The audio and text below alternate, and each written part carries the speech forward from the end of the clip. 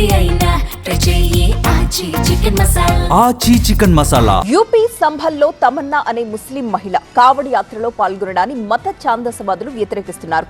తమన్నాని చంపేస్తామంటూ బెదిరిస్తున్నారు. దీంతో తమన్నాకు సెక్యూరిటీని పెంచారు.